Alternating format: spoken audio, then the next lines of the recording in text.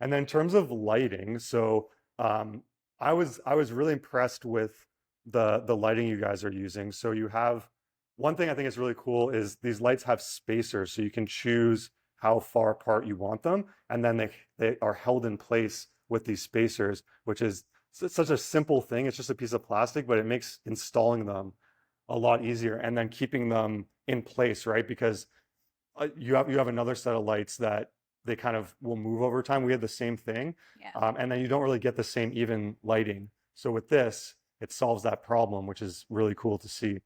So could you guys talk about like, it sounds like you guys have done a lot of testing with lighting.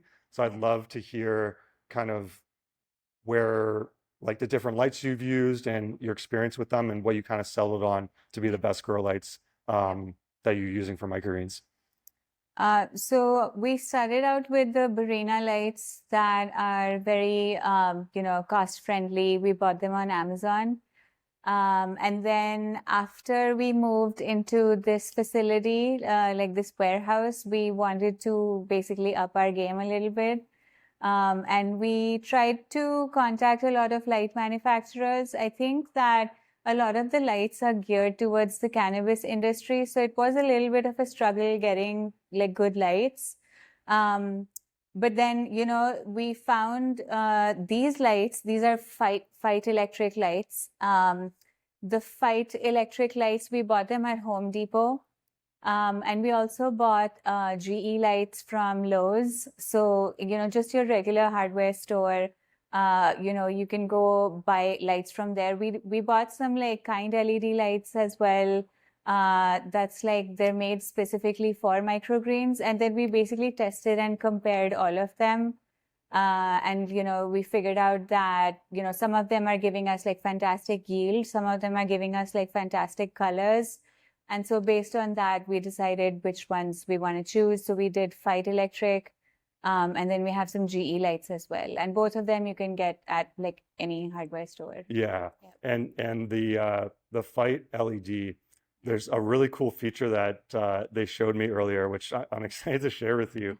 Um, they they actually, it's really cool. You can actually turn on and off the different spectrums just with a little switch on a relatively inexpensive light. That's really cool. So you can do a lot of testing or modifying depending on the crop you're growing. So you can choose to have more blue light, more red light. And I think that's really, really smart in a light like this, especially in the early phase of R&D, to see what works best. And what's also really cool is they're using much less power than what I've seen in the past to get really, really good results. Like the crops look really great. Like here we got some, uh, is this a mix? It's like a Salad mix. brassica mix. It's a salad Yeah, mix. Yeah, like they look really, really healthy. And then here there's kohlrabi, which also looks great. And the leaves are a good size and the stems aren't super, super long. And here it looks like kale. Yeah. Yep.